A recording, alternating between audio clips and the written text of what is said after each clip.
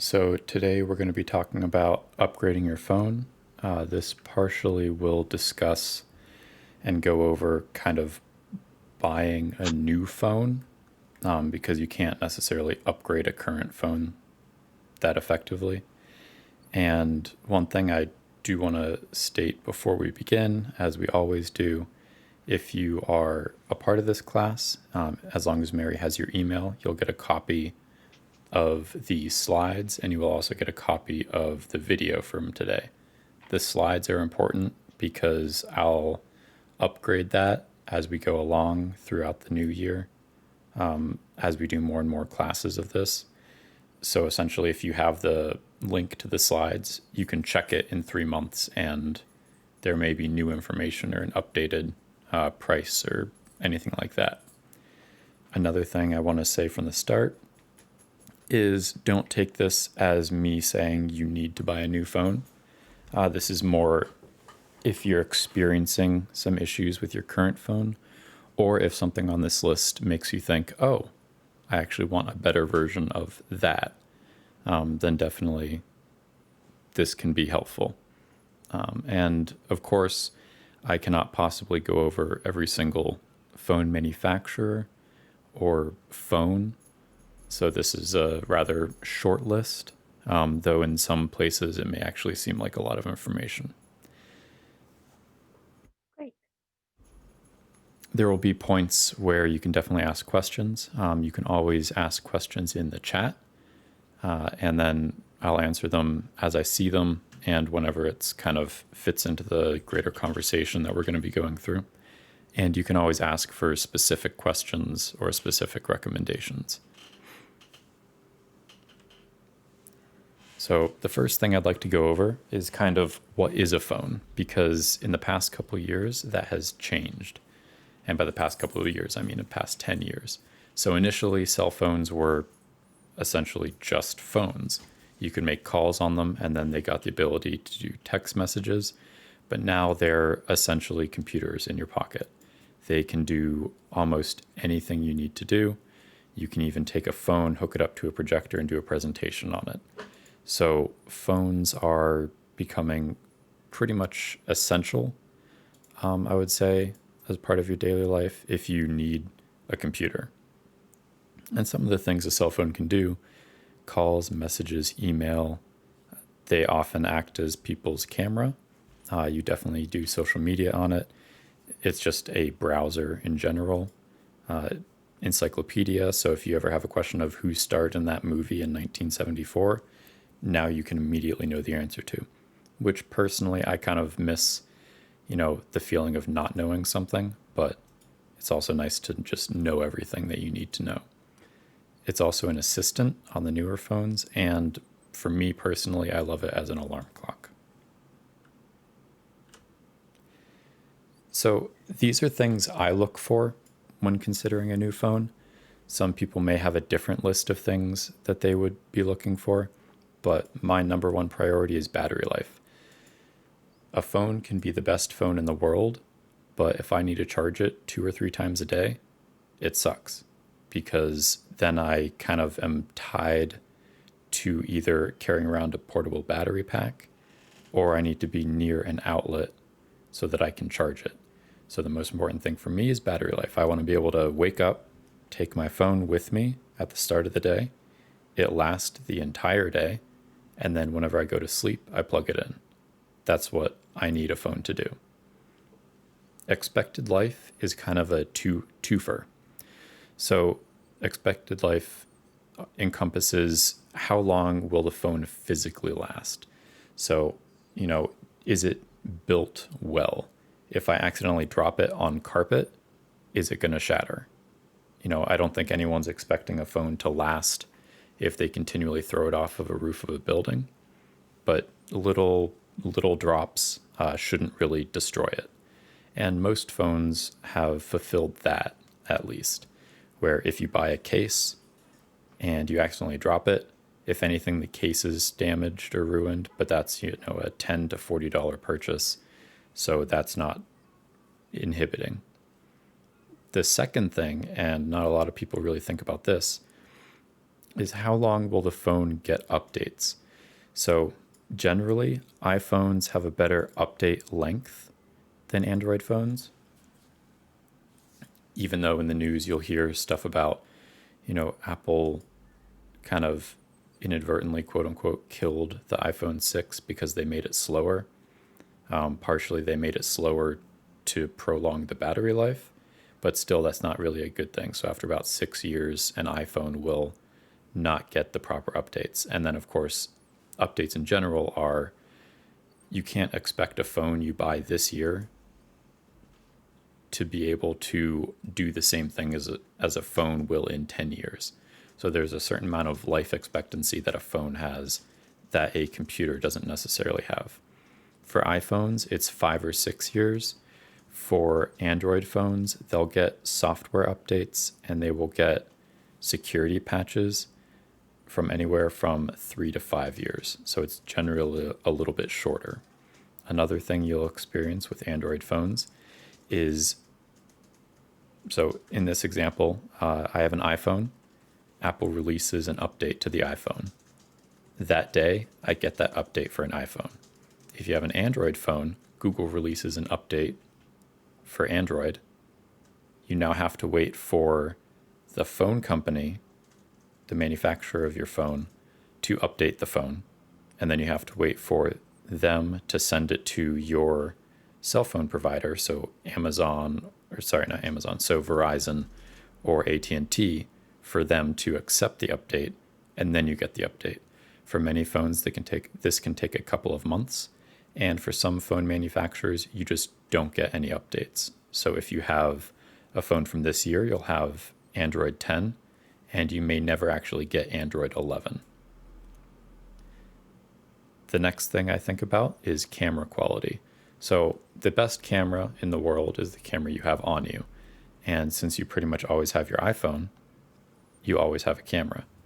So while a cell phone will never take as good a picture as a DSLR, so that's one of those big bulky cameras, you don't carry around a DSLR in your everyday life unless you're,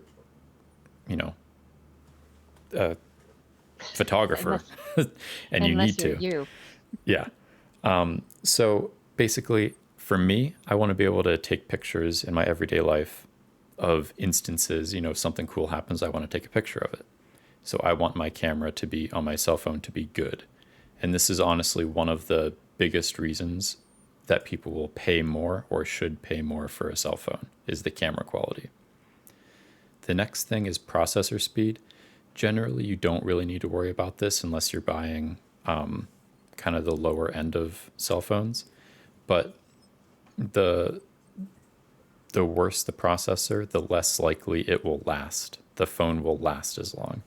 Also, if you buy a lower end phone, and there's nothing wrong with that, you're just not going to have as good an experience because the phone can't keep up with other phones.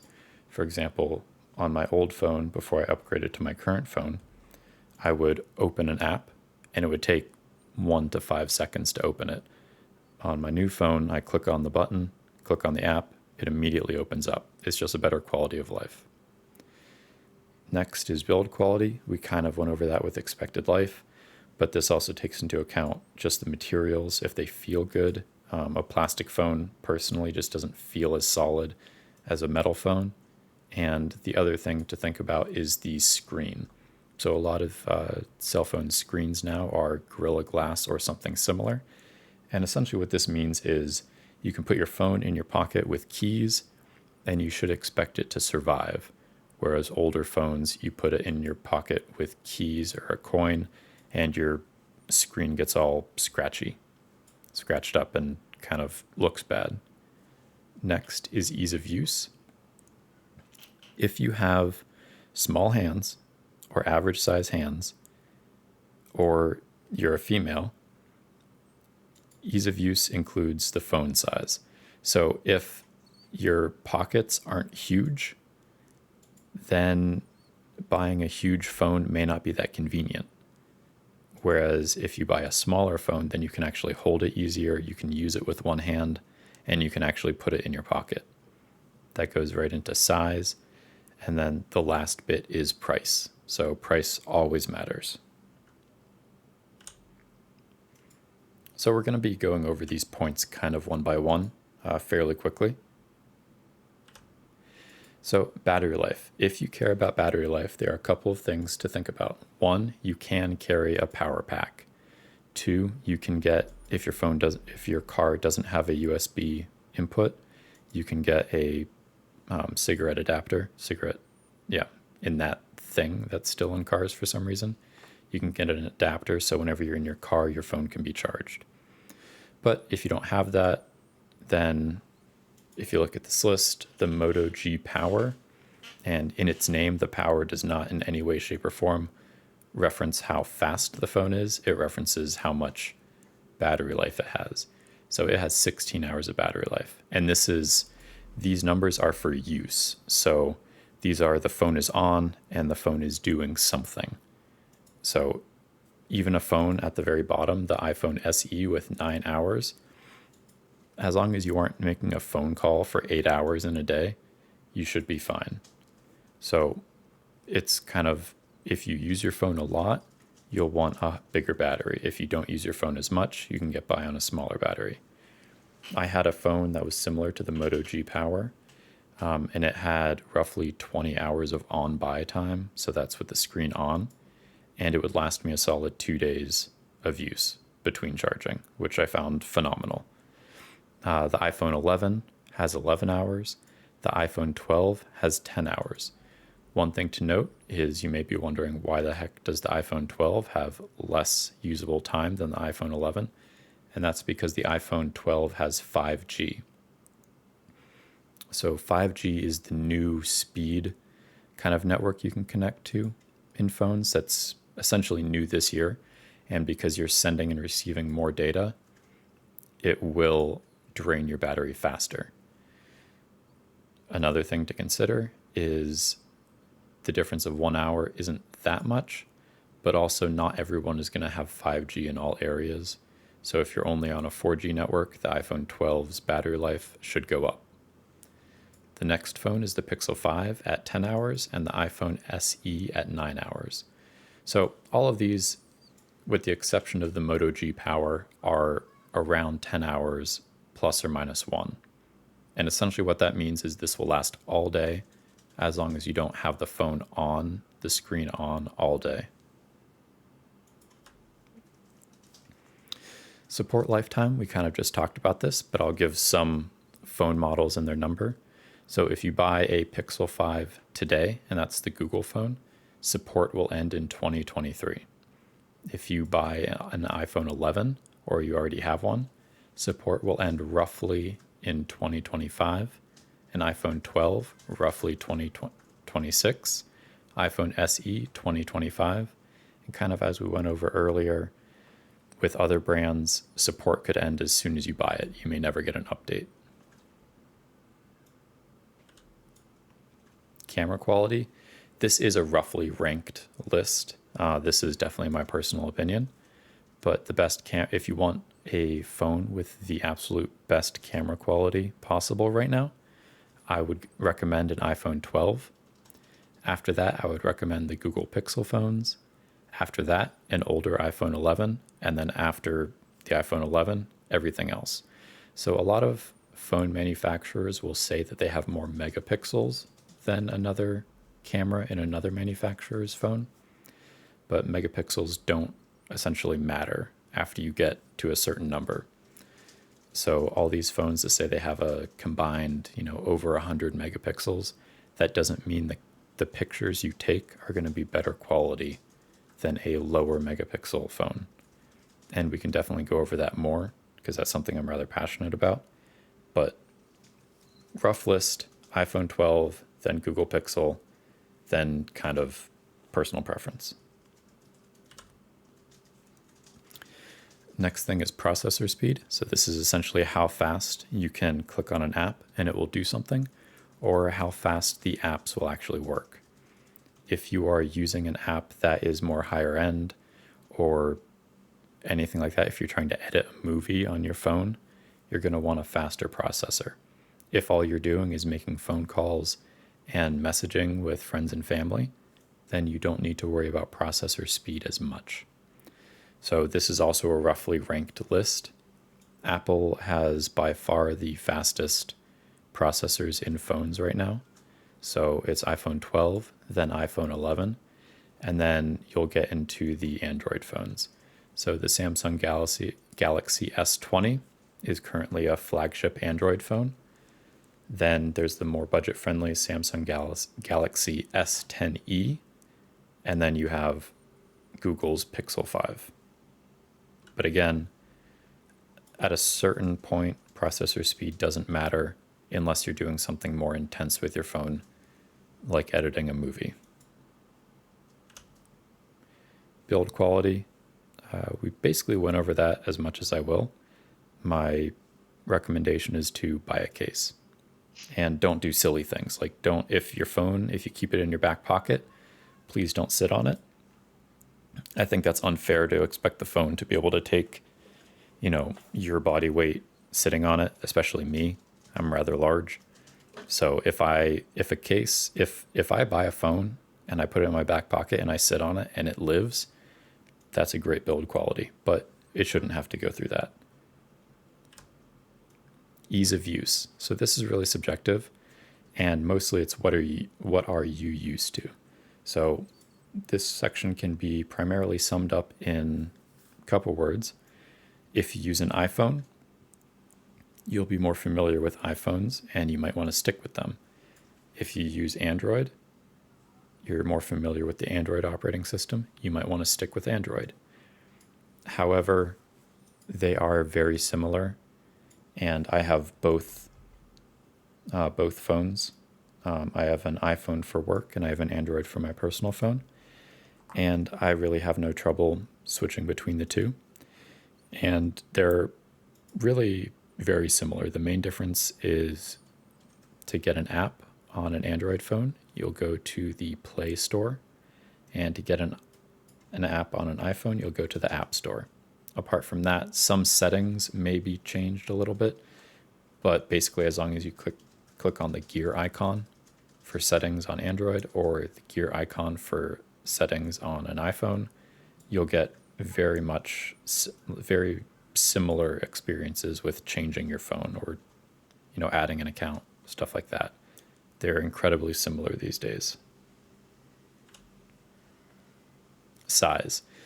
So before buying a phone, I would highly recommend kind of holding a phone, preferably the one you're planning to get. Because, for example, my mom wanted a phone recently, and obviously the iPhone 12 Pro Max is the top of the line iPhone right now. So I was like, why don't you check that out? And it was not functional for her because it was too large. So she ended up with a normal iPhone 12 just because of the size difference. So if you have a friend or a family member who has a phone that is similar in dimensions, you can kind of hold it, see if you can even use it one-handed or if it's even comfortable to hold. So that's mainly what I would recommend for size, is try and touch something that is either the same size or just go to a store and try the phone yourself. As for screen size, you'll notice that if the dimensions are similar for the phone, the screen size is generally the same. And all of these phones will have perfectly usable screens.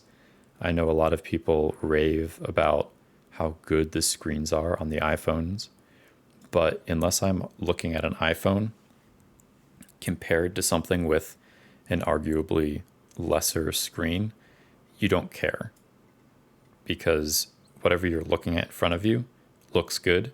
If you look at it next to something else that looks better, now's when you notice the disparity of your device. So any cell phone screen will look good to you.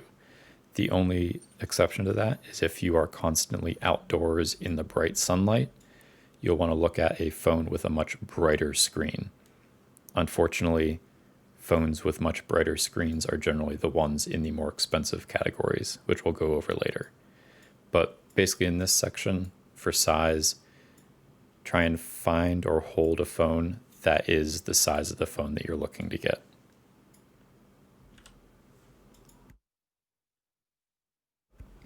So this is size continued. I figured I spent the time to actually find all of the information and put it down here. So I would just post it on a slide. We're not really going to go into it that much, but just so you know that all this information is here. And you can definitely ask questions about it. We can come back to it in a little bit. Okay. And then premium, so price. So you're looking at essentially 3 tiers of phones if you're looking to buy a new phone. And the first tier is premium phones.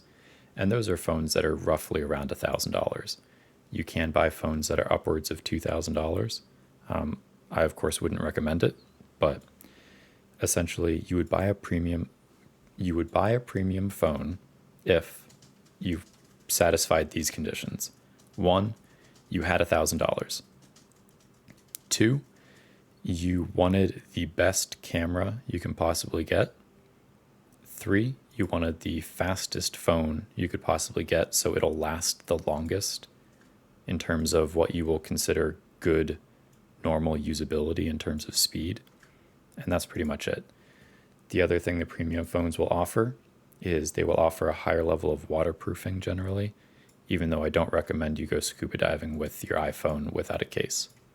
So that's about $1,000. Now, the new normal price, which is unfortunate, but the new normal price for a phone is between like $600 to $800. And that's where you get like the normal tier of phones. Now, arguably, I wish this, the normal tier would be around $500, but I don't get to make those decisions. And if you buy a normal phone, this will not be a significant downgrade from a premium phone. So if you don't feel like spending $1,000, no problem. These are just fine. And one thing to note is there will often be rebates or incentives to buy a phone. Whenever I bought my current phone, at the time Verizon was giving you $400 off. So that cut the price down by $400, which was fairly significant. And if you're looking at buying a new phone soon, just know that around Black Friday, there will generally be some sort of deal on various phones in the lineup. So new normal, on this list, it's around $800 to around $700. So that's what you're expecting to pay for a no compromise phone that isn't extraordinary in any way. And the new budget.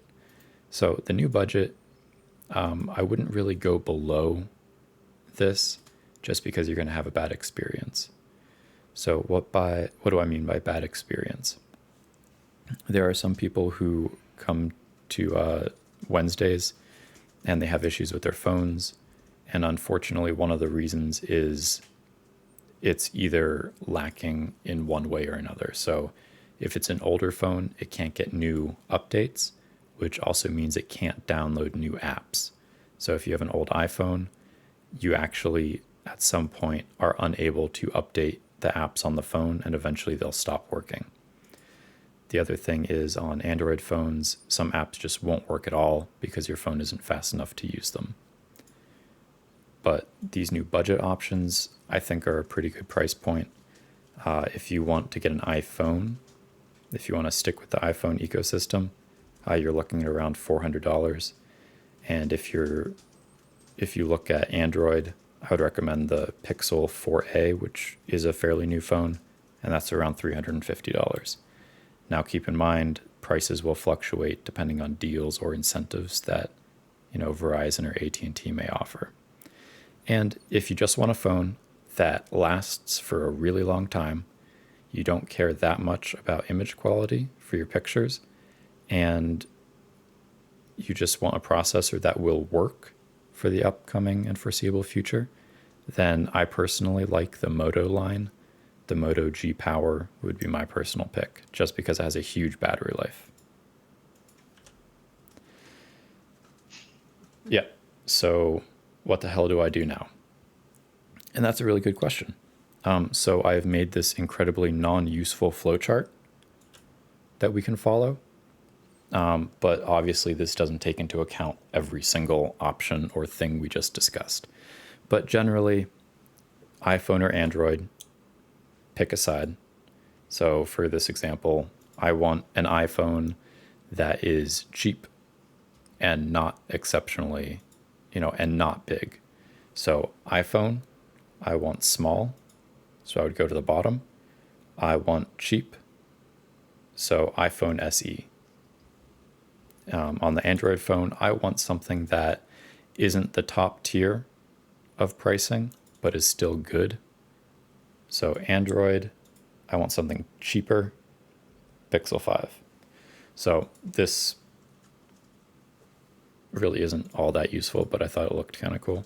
So Cool. you can follow something like this, and this is kind of how I would make my decision in the first place. And then now we'll go over questions. So we finished that in about 25 minutes. I'm proud of you all. And we can go over like any specific questions you have or anything like that. And I also just want to point out that I looked at this after I put this together, and Tom's Guide, which is one of the review sites I trust, kind of agreed with me in terms of cameras. And as I said earlier, the biggest reason I personally have to spending money on a phone, like a lot of money on a phone, would be to get that better camera. So that's the reason I would go premium as opposed to normal or budget. So Tim, everyone feel free to unmute yourself and we can ask questions. Tim, I have one question for you. What's the best phone for fat fingers? Good question. So for fat fingering, I would probably say size is the biggest thing. As far as iPhone versus Android, I don't really notice that much of a difference with fat fingering. The one thing I would say is if you haven't heard about Swipe, which is a way to type on your iPhone or Android phone, I would kind of start using it and kind of figure out what Swipe is. Because Swipe is like an autocorrect where you don't actually pick up your finger to press the individual keys on the virtual keyboard. You just move your finger around to form words and it will auto add the word.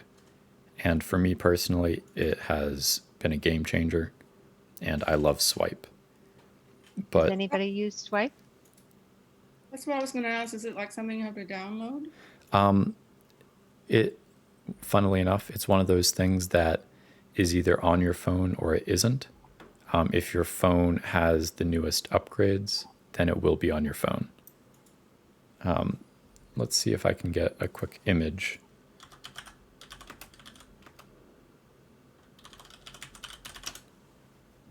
Of what it looks like. Okay, well, this is good enough. Nope, I want an image. All right, so you see this tiny little image right here? Let's see if we can make it bigger. Nope. Bad. All right, so Swipe works like this. If I wanted to spell quick, Quick, I could type it out. Or I could just leave my finger on the phone and just go Quick and not actually pick my finger up. And then once I pick my finger up after typing Quick, after just holding it down over those letters, it would then spell quick. So you can kind of see it right here where it just like leaves a trail of where your finger is gone, and then it figures out the word from there. So on the lower model, the SE or iPhone probably wouldn't have this feature. Then, right? Nope. All of the phones on this list do have Swipe. It's just phones that are like even older may not have it. But that for fat fingers, so my fingers aren't particularly, huge, but I've found issues in the past with typing, and I do not with Swipe. Great, thank you. It's been very convenient. So there's a comment and a question in chat. From Joan. The phone and case size may get too big for pockets. You mentioned that earlier in the Oh, presentation. oh yeah, Yeah. 100%. I mean, so my wife uses a case like this. Uh,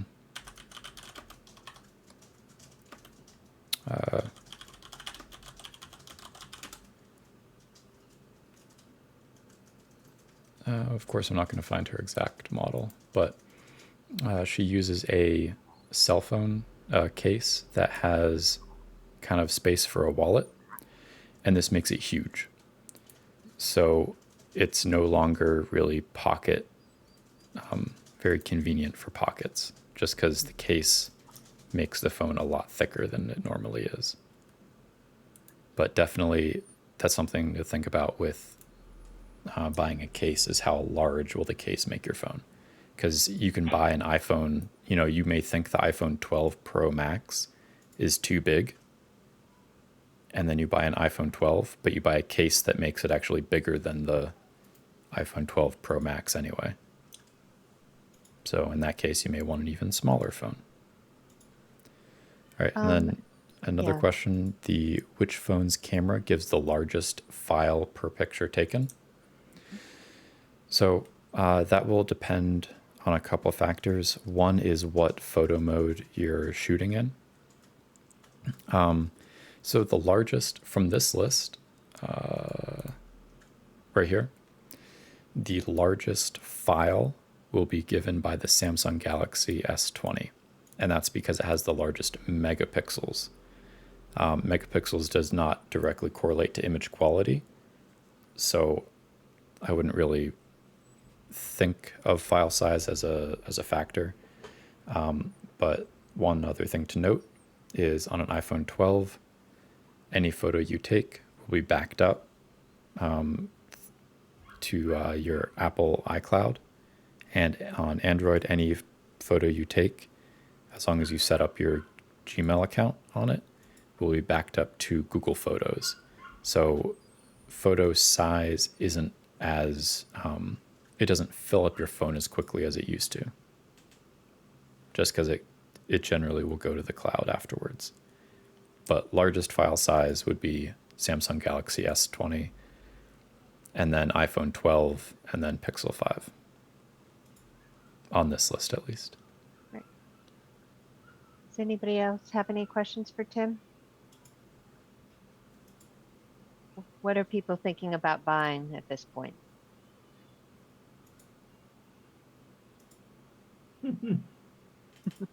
Or not buying. Or not buying. I have a 4A, a Pixel 4A, and I have to say it has proven to be a workhorse. So, but I don't need some of the things that other people need in their phones. So, Yeah, and right now the 4A is $349. If my phone died, like if I, threw it off of a building, that's the phone I would probably be purchasing tomorrow. Either that or this. Rather than the SE iPhone? Yep. Mainly because I already have an iPhone from work, so I want to keep an Android phone for my personal phone just so I, maintain my knowledge with it. But if I were buying an iPhone, I'd be going with the iPhone 12 Pro. would you recommend if you live in the Google universe, you use Google Drive, you use all of the Google products, it makes more sense to have a Pixel as opposed to an iPhone? So if you have an Apple computer, it makes a lot of sense to stick with iPhone. If you use the Google ecosystem, it doesn't matter as much. Mainly because on an iPhone you can install pretty much every Google kind of thing. So you can install Google Photos, you can install Google Drive, and you can use it as you would an Android phone. So there's a little more versatility in that respect by going iPhone. Great. Does anybody have any questions for Tim? So next week, we will be doing, actually, I'm going to stop the recording right now.